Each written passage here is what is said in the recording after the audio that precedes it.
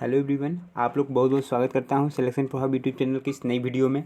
आप लोग को मैं बता दूं कि इस चैनल पे सिलेक्शन प्रभाव यूट्यूब चैनल पे आप लोग के लिए मैं इतिहास लेके आया हूं, जो कि आप लोग के लिए बहुत ही महत्वपूर्ण एग्जाम से रिलेटेड क्वेश्चंस बन रहे हैं। जो कि सबसे पहले मैं प्राचीन इतिहास पढ़ा रहा हूँ। प्राचीन इतिहास में टॉपिक वाइज जितने चैप्टर हैं उसको मैं पढ़ा रहा हूँ। उसके बाद आपका मध्यकालीन स्टार्ट होगा, मध्यकालीन के बाद आधुनिक स्टार्ट होगा। इस टाइप से पूरा टॉपिक वाइज आप लोग का पढ़ाया जा रहा है। और आप लोग के लिए मैं बता दूँ यही चीज़ कि आप लोग के एसएससी में जितने भी क्वेश्चन पूछे गए अब तक के, वो सारे प्रश्न आपको इसमें मिलेंगे और टॉपिक वाइज मिलेंगे। टॉपिक्स इसलिए मैं पढ़ा रहा हूँ ताकि आप लोग कंफ्यूज ना हो किससे कहाँ से क्वेश्चन पूछा है।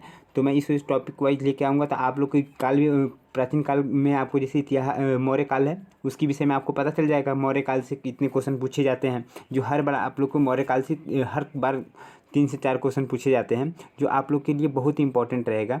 चलिए हम लोग देखते हैं अगला क्वेश्चन क्या है। पहला क्वेश्चन है, चंद्रगुप्त मौर्य के बाद मौर्य सिंहासन पर निम्नलिखित में से कौन बैठा था। तो यहाँ पे जो लिखा हुआ है निम्नलिखित में, तो एक निम्नलिखित वाला गलत हो गया है। ठीक है, ये जो निम्नलिखित है ये इसको आप काट दीजिएगा, ये कटा हुआ है। ठीक है, और इसके लिखा हुआ चंद्रगुप्त मौर्य के बाद मौर्य सिंहासन पर निम्नलिखित में कौन बैठा था। तो कौन बैठा था? मौर्य काल का जो पुत्र कौन था? मौर्य काल का पुत्र बिंदुसार था। तो क्या था? मौर्य का पुत्र कौन था? बिंदुसार था। तो बिंदुसार बैठेगा। ठीक है, तो सी वाला ऑप्शन सही है। अगला क्वेश्चन देखते हैं। अगला क्वेश्चन है, यूनानियों को भारत से बाहर किसने निकाला था। यूनानियों को भारत से किसने निकाला? चंद्रगुप्त मौर्य ने ही निकाला था। जो कि ये बी आंसर सही है। आप लोग को बता दें, जो यूनानी जो शासक था सेल्यूकस था। उसने चंद्रगुप्त मौर्य के साथ झगड़ा हुआ सन 305 ईसा पूर्व में।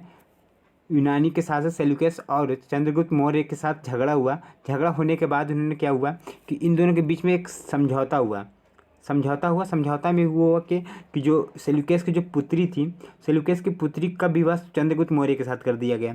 और जब चंद्रगुप्त मौर्य के साथ किया गया तो उनका क्या हुआ कि इनका जो दहेज में जो अपनी पुत्री को जो दे रहे थे, दहेज में अपनी पुत्री को विवाह के समय जो दिया ये सेल्यूकस ने, जो यूनान के शासक थे, उन्होंने जो दिया तो वो अपना राज्य पूरा दे दिया। जिला जितना था इनका राज्य, ये पूरा राज्य चंद्रगुप्त मौर्य को दे दिया। तो इसलिए कि हम लोग बोलते चंद्रगुप्त मौर्य ने यूनानियों को भारत से निकाल दिया। जो राज्य दिया था, इस राज्य का नाम था, इस एरिया का नाम है आर्कोसिया, जेडोसिया और पेरीमेसिदाई। ये जो क्षेत्र थे जो यूनानियों के थे, जो यूनानियों ने इनको दे दिया। तो यूनानी क्या हो गए? भारत से बाहर निकल गए। ठीक है, तो कौन सा ऑप्शन सही होगा? B number. अगला क्वेश्चन देखते हैं। आप लोग को बता दें, बहुत ही इंपॉर्टेंट क्वेश्चन है आप लोग के लिए। अब आप लोग जरूर इस वीडियो को देखिए, अंत तक देखिए। और अगला क्वेश्चन आप लोग का है, आप लोग अगला जो भी वीडियो है ये आप लोग देखते रहिएगा, प्लेलिस्ट मैंने बना दिया है। देखिए तीसरा क्वेश्चन क्या है, बिंदुसार से शासन के दौरान अशांति कहाँ थी। अच्छा, बिंदु की जब शासन कर रहा था, जैसे बिंदुसार जब शासन कर रहा था तो कहाँ पे ज़्यादा मतलब अशांति थी? तक्षशिला में बहुत ज़्यादा अशांति थी। यहाँ पे तक्षशिला में बहुत ही ज़्यादा अशांति थी। ये जो आपका है तक्षशिला। ठीक है, तो सी नंबर आंसर सही होगा। आप लोग देखिए, एसएससी 10+2 में 2014 में क्वेश्चन पूछा है, जो कि आप लोग को बहुत ही इंपॉर्टेंट क्वेश्चन है। और देखिए कौन सा है इसका मतलब, आपको बता दें, जो इन्होंने जब बिंदुसार ने तक्षशिला जब ये शासन कर रहे थे तो तक्षशिला में भेजा गया था। क्या किनको भेजे थे तक्षशिला में? अशोक के भेजे थे। अशोक को कुमार मात्य बना कर भेजा था। कुमार मात्य, जो अशोक को क्या किया गया था, यहाँ पे जो भेजा गया था कुमार मात्य बना के भेजा गया था। हाँ, और इन्होंने विद्रोह को रोकने के लिए इनको तक्षशिला में भेजा गया था। तक्षशिला में विद्रोह को रोकने के लिए भेजा था, पर वो वहाँ पे गए, कुमार मात्य ने थे, विद्रोह तो रोक ही दिया था। विद्रोह अशोक ने रोक ही दिया था, बट यहाँ के जो जितने लोग थे इनको मतलब अब विश्वास जीत लिया, इतना ज़्यादा विश्वास जीत लिया, प्रजा का प्रेम और विश्वास इतना ज़्यादा जीत लिया, क्या बताएं आपको। और इसके बाद चंद्रगुप्त मौर्य का अगला क्वेश्चन देखते हैं। क्या है अगला क्वेश्चन? अगला क्वेश्चन क्या है, हम लोग आगे देखते हैं। अगला क्वेश्चन, चंद्रगुप्त मौर्य ने अपने अंतिम दिन कहाँ गुजारे थे। अब चंद्रगुप्त जब जब इनको डेथ होने वाली थी तो वो उन्होंने लगा इनको डेथ के समय जब नज़दीक आने लगा तो कहाँ पे अपना अंतिम समय गुजारे थे। वो एसएससी सीजीएल टीयर फर्स्ट में 2014 में क्वेश्चन पूछा हुआ है।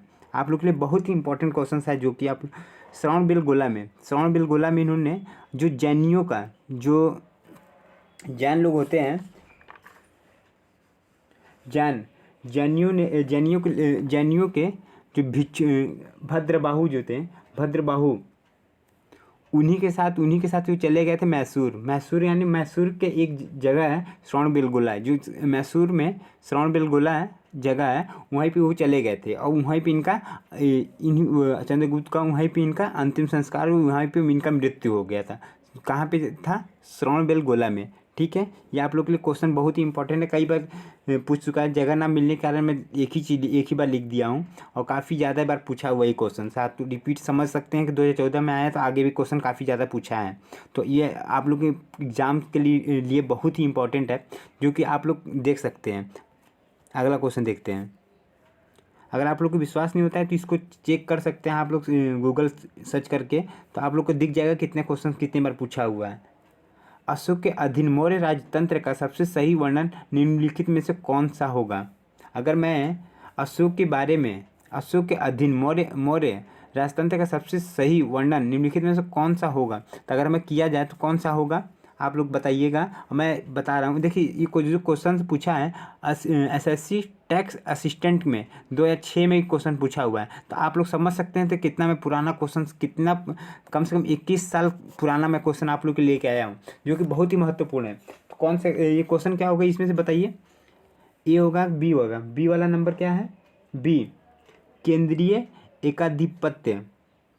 अशोक के अधीन जो अशोक थे उनके अधीन मौर्य राजतंत्र के केंद्रीकृत शासन के आधिपत्य पर आधारित था। जो अशोक के अधीन जो कार्य हो रहा था मौर्य के राजतंत्र के केंद्रीकृत शासन के आधिपत्य पर आधारित था। ये बी नंबर आंसर आपका सही है। बी वाला आंसर आपका बहुत सही, एकदम करेक्ट है। ठीक है, अगला क्वेश्चन देखते हैं। अशोक की प्रशासनिक नीति में भारी परिवर्तन किस घटना से आया? जब अशोक शासन कर रहे थे, ठीक है, जब अशोक शासन कर रहे थे तो एक घटना घटी कि इनके जो इनकी नीति पे भारी परिवर्तन हुआ। जो इन्होंने अशोक जब अपना नीति बनाए थे तो उस नीति पे बहुत ज़्यादा भारी परिवर्तन हुआ। तो किस घटना से कारण हुआ?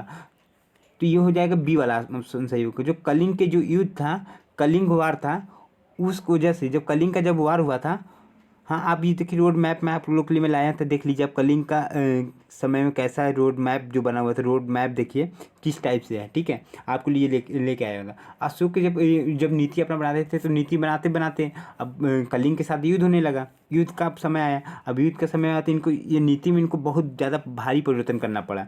जब नीति में अपने भारी परिवर्तन करना पड़ा तो किस लिए भारी परिवर्तन करना? कलिंग युद्ध के कारण करना पड़ा। ठीक है ना, तो ये बी नंबर ऑप्शन सही है आपके लिए। अगला क्वेश्चन हम लोग देखते हैं कि बहुत ही महत्वपूर्ण आप लोग के लिए क्वेश्चन मैं लेके आया हूँ और ये देखिए 7वां नंबर क्वेश्चन है।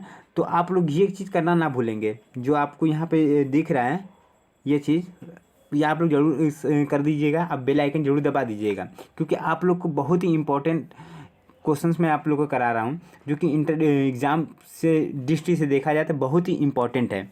ठीक है, तो हम लोग 7वां नंबर क्वेश्चन देखते क्या है। निम्नलिखित में से वह व्यक्ति कौन है जिसका नाम देवानाम प्रायदर्शी था? अच्छा, देवानाम प्रायदर्शी था तो कौन थे भैया?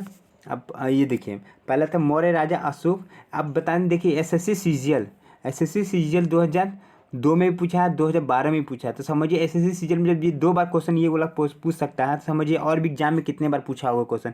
और आप लोग, मैं बता दूं कि मैं लिखने के बता रहा हूँ, तो मैं लिखने के मेरे पास जगह नहीं है, इस वजह से मैं डेट नहीं डाल पा रहा हूँ। एसएससी सीजीएल 2002 में पूछा है, एक बार 2012 में पूछा है, फिर 15 में पूछा है, कई बार पूछ चुका है एग्जाम में।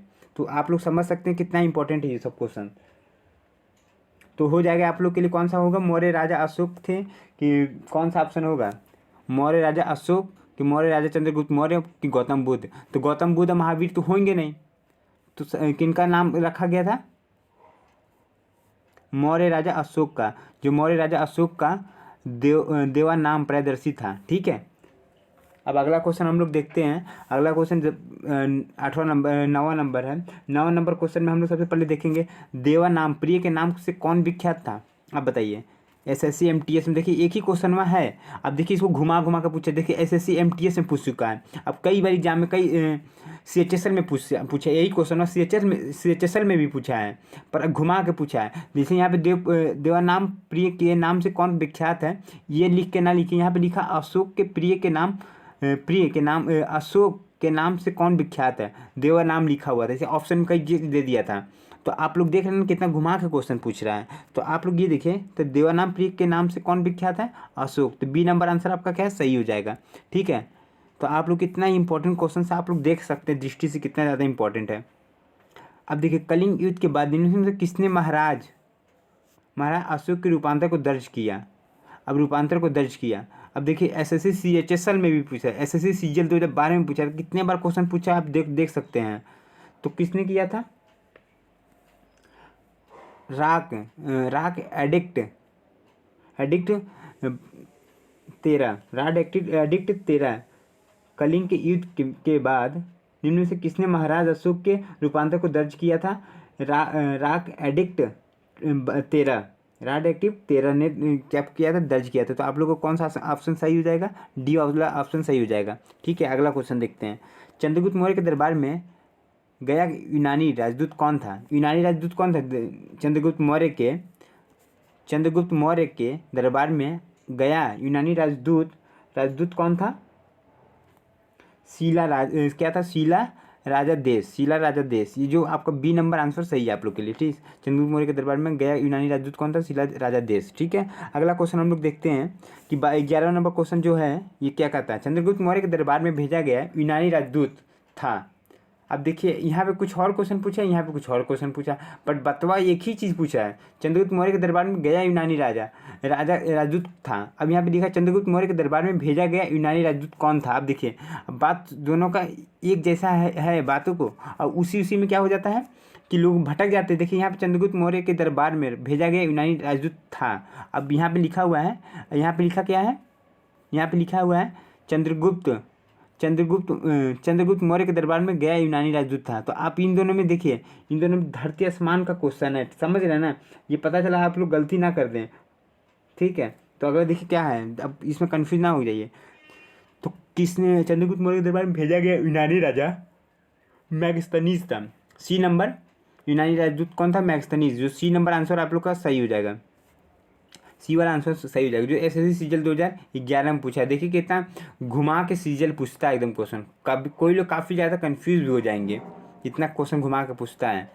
तो अगला क्वेश्चन देखिए, इंडिका किसने लिखी थी। इंडिका आप लोग को बताएं इंडिका किसने लिखी थी। आपका बहुत लोग तो बोलेंगे कि तिंस ने लिखी थी, फैयान ने लिखी थी। तो आप लोग को मैं बता दूं कि इंडिका किसने लिखी थी, मैगस्थनीज ने लिखी थी। किसने लिखी थी, मैगस्थनीज ने। तो जो किस बी नंबर आंसर सही है, भी एसएससी सीजीएल 2011 में पूछा, कई बार क्वेश्चन पूछ चुका है। तो आप लोग के एग्जाम से बहुत ही रिलेटेड क्वेश्चन हैं, आप लोग ध्यान से देखिए, पढ़िए इसे। अब देखिए अगला क्वेश्चन क्या है, मौर्य दरबार में ग्रीस के राजदूत का क्या नाम था। मौर्य के दरबार में ग्रीस के राजदूत का क्या नाम था। ये देखिए आप लोग के एसएससी 10+2 में पूछा है, 2014 में पूछा है। ठीक है, और भी बार कई बार पूछा है क्वेश्चन। और आप लोग के देखिए ये जो है मैगस्थनीज, मुझे जम्हाई आ रहा था, थोड़ा मैं जम्हाई लेने लगा था। आप परेशान मत होइए। मैं आप लोग सोच रहे होंगे कि मैं रुक के गया हूँ, इसलिए आप परेशान मत होइएगा।